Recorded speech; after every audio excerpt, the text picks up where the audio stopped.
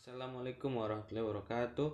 Wilujeng enjing sadayana puji sareng syukur mangga urang sanggakeun ka Allah Subhanahu wa taala anu parantos maparin kasehatan ka urang sadaya dugi tiasa kempel na ieu acara.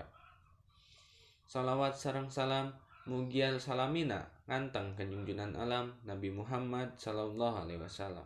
Hadirin sadayana, dina waktos ieu abdi bade ngadugikeun sakumaha pentingna ngajaga kasehatan kanggo urang sadaya. Urang sadaya teh wajib ngajaga kesehatan sareng kabersihan lingkungan.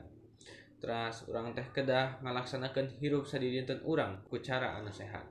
Misalna mersihan awak pas urang keur ibah, mersihan kuku, nyikat waos anu rutin, sering olahraga jeung sajabana. Tah eta teh sababaraha conto cara hirup sehat. Contoh anu sanesna urang kedah micet runtah ka tempatna teu kenging sembarangan. Mun batuk atawa bersin kudu nutupan bahan supados henteu nularkeun virus ka batur.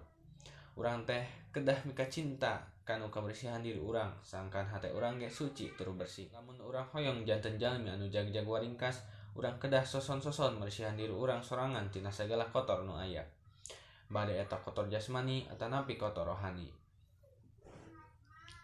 Upami mersihan ku kotor jasmani urang teh kedah minang mandi, mersihan lingkungan, pikeun mersihan sagala kokotor anu bisa nyebabkeun panyakit di diri urang. Tuluy kumaha lamun bade mersihan kokotor rohani? Carana nyaeta urang kudu ningkatkeun keimanan urang jeung ibadah urang ka Gusti Allah Subhanahu wa taala. Ngan anu kudu diinget, sehat lain nu saukur bersih hungkul, tapi urang kedah ngagerakeun jasmani urang nu matak ngajag-jagkeun diri urang. Oge urang kudu ngonsumsi pituangan anu bergizi.